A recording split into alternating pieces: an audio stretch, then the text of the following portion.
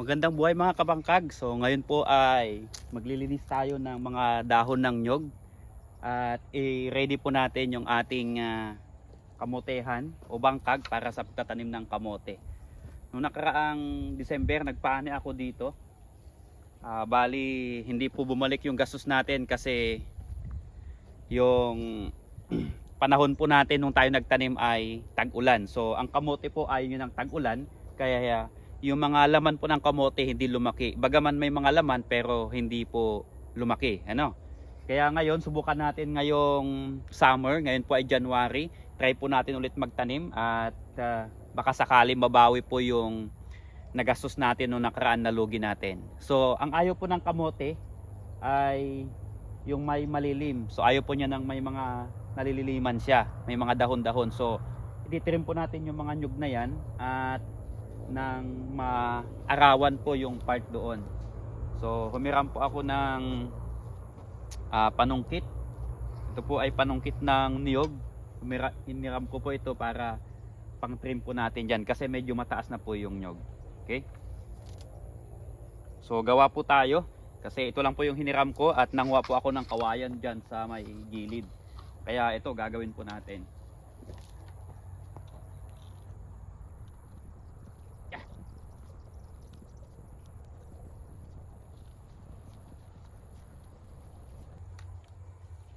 O yan, so pwede na ito. Panungkit natin. Okay, so tara. Trim po natin yung ating dahon ng mga nyug nang mabawasan naman po yung mga dahon.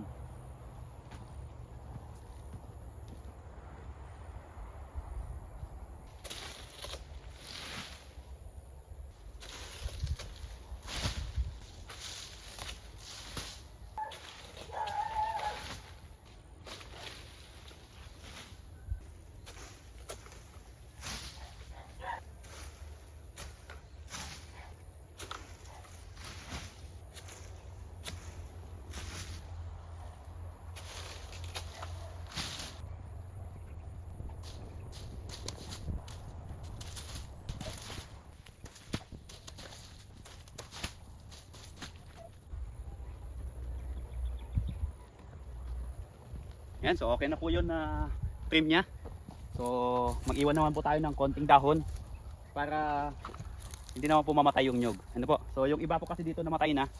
Kagaya po nito. Yan, namatay na po yan dahil po dun sa uod ng niyog. Kaya ngayon nawala ako ng gana, ginawa ko na po itong bangkag. Yan, so bali ito po ay 3/4 hectares. So dating nyugan, dating may mga tanim na nyog namatay, kaya gagawin ko na pong bangkag. Yan, kaya lang nakakapanghinayang mang itrim yung mga dahon, kailangan itrim para mabigyan natin ng sustansya sa araw yung ating mga pananim na kamote. Ano po, kaya ititrim natin lahat yung mga dahon niya. Ito pa, titrim ko pa ito.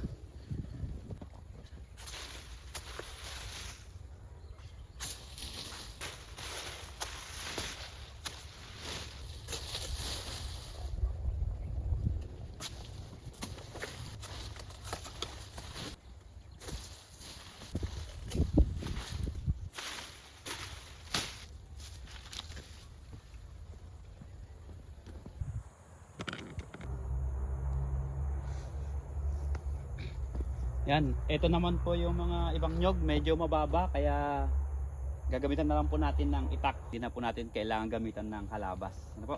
So titrim din po natin.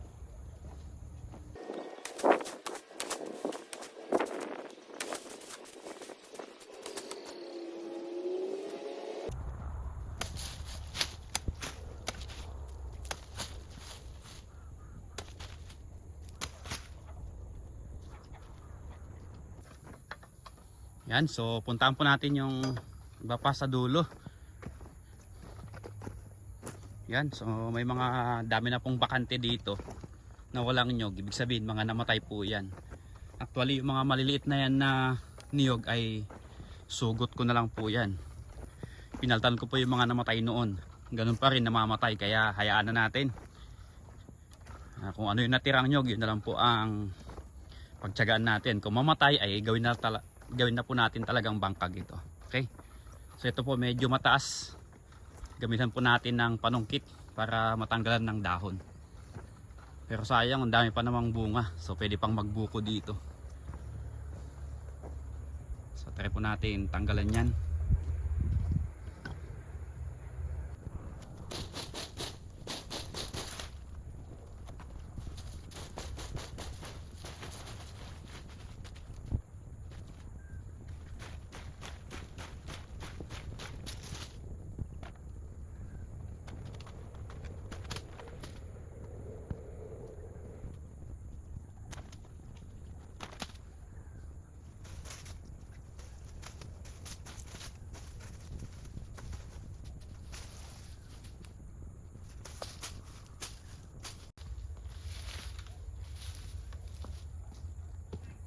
Ayun, sa wakas, mayroon din tayo matitikman na bunga ng niyog, bunga ng ating pinagpawisan.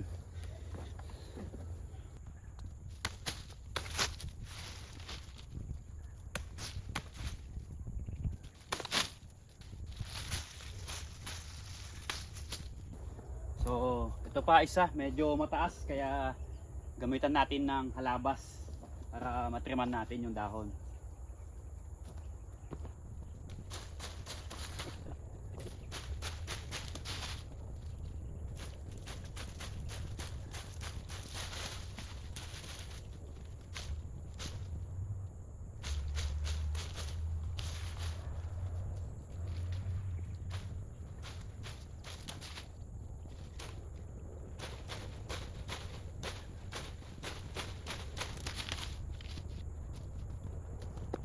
Ayan mga kabangkag, tapos na tayo mag-pruning ng niyog. Ang daming nalaglag na dahon. Hindi naman ako marunong magkayas o walang time na magkayas ng o gawing tingting ito, kaya hayaan na natin dito na matuyo at pagsunog natin dito sa mga tangkay ng kamote. Ano yan, maraming tangkay ng kamote, kailangan yan masunog kasi kapag hindi ito natanggal at magtatanim tayo ng panibagong kamote, bali yung kamoting tatanim natin, kapag napadikit dito sa tangkay ng mga nabubulok na kamote, mamamatay.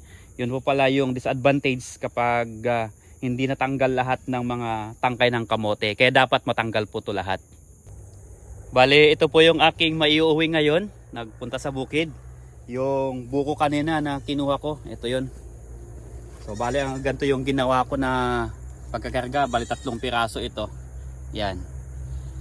So ito yung tinuro sa akin ng tatay ko kung paano kargahin itong nyug. Yan, 2 balance lang po yan. Okay? So iuwi ko po ito. Pampabuka mamayang gabi. Pangtanggal ng pagod.